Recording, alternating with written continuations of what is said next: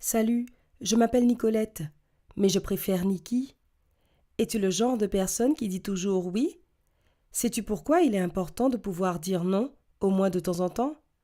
Eh bien moi, je sais maintenant. Même si c'est assez embarrassant d'avouer ce que j'ai fait face à vous tous, je ressens le besoin de tout vous raconter. Ok, voici mon histoire.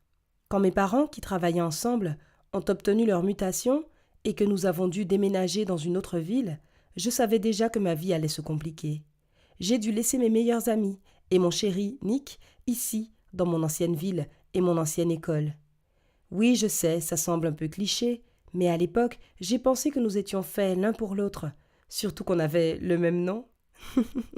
Quoi qu'il en soit, j'ai déménagé, et il était super triste et en est devenu vraiment jaloux, m'envoyant constamment des textos pour me poser des questions sur tout ce que je faisais.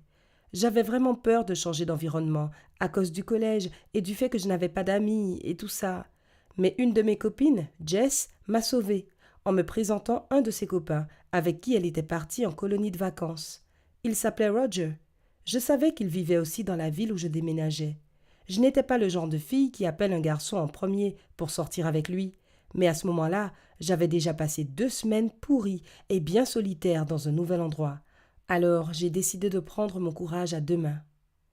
Qu'est-ce que je peux dire?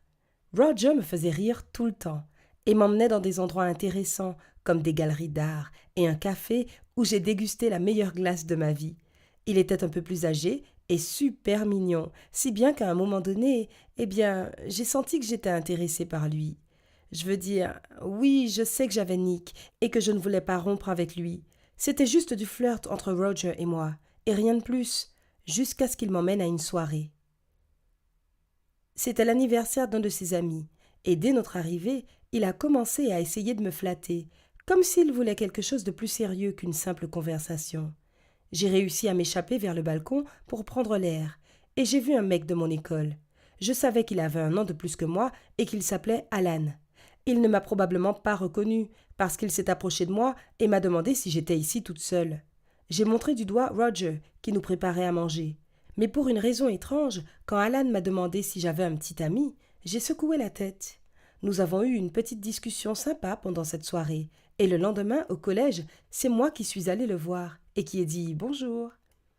Je n'avais pas l'impression qu'il se passait quelque chose avec Alan. Ça n'avait été qu'une simple discussion en soirée, sans la moindre romance. Je trouvais ça intéressant de parler à quelqu'un qui était si différent de moi. J'ai appris qu'il faisait partie d'un groupe de musique et qu'il jouait de la basse, et il m'a invité à l'un de ses concerts le week-end suivant. Il avait une moto, ce que je trouvais super cool, mais en même temps, nous avions certaines choses en commun, et il avait l'air de s'intéresser à ce dont je parlais.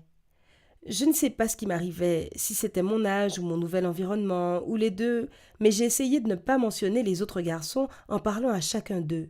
Même si je ne me suis jamais considérée comme une personne qui trompe les autres, je ne voulais perdre aucun d'entre eux.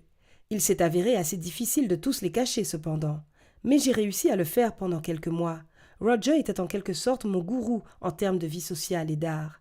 Alan était un aventurier casse-cou et me faisait me sentir si libre. Et Nick, Nick était mon bon vieux petit ami qui me considérait probablement mieux que moi-même, et il me manquait beaucoup. Et puis, les vacances de printemps sont arrivées, avec mon anniversaire.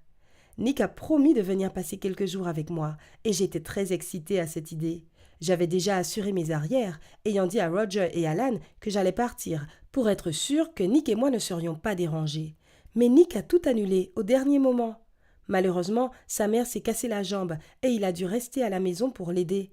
Ça m'a mise un peu en colère. Bien sûr, elle ne l'a pas fait exprès, mais elle aurait pu laisser son fils venir voir sa copine. Pfff. J'étais tellement déçue la veille de mon anniversaire que j'ai changé mon statut Facebook pour mettre quelque chose dans le genre se sent seul et abandonné.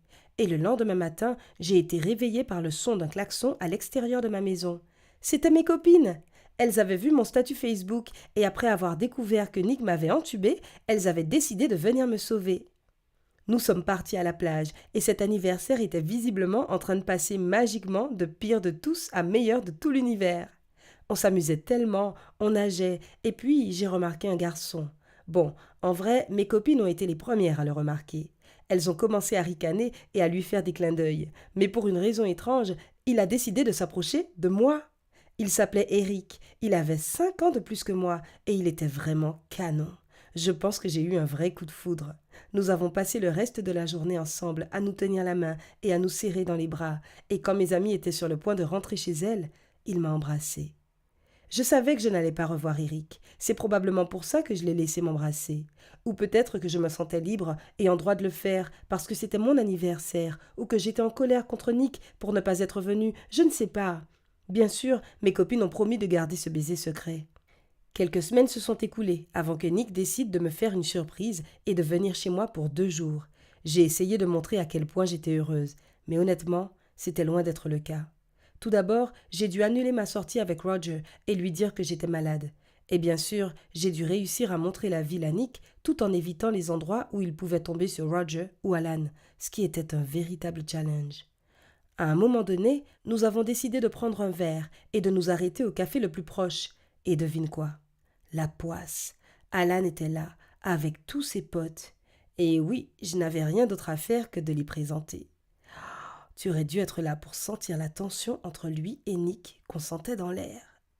Bien sûr, dès que Nick et moi nous sommes assis à notre table, il a commencé à m'accuser de sortir avec Alan derrière son dos. J'ai essayé de rester calme, parce que, comme vous le savez tous, il ne s'est rien passé entre nous, et cela m'a probablement donné cette force de regarder Nick dans les yeux en lui expliquant tout. Finalement, j'ai réussi à convaincre Nick et à le calmer. Puis, je suis allée aux toilettes, mais j'ai oublié mon portable sur la table, et Nick en a profité pour fouiner dedans. Il a trouvé une discussion entre Eric et moi, avec des photos de ce jour à la plage et tout. Ai-je vraiment besoin d'expliquer qu'à mon retour des toilettes, il me quittait? Ainsi qu'Alan, qui était toujours dans les parages et qui avait tout entendu?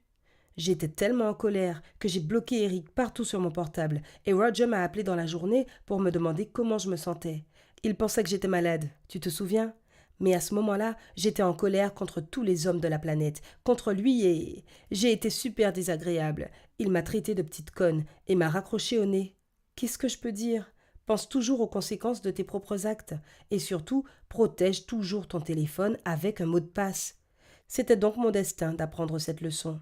As-tu déjà vécu quelque chose comme ça? J'ai hâte de lire ton histoire dans les commentaires de cette vidéo. N'oublie pas de cliquer sur j'aime et de t'abonner à notre chaîne. À bientôt!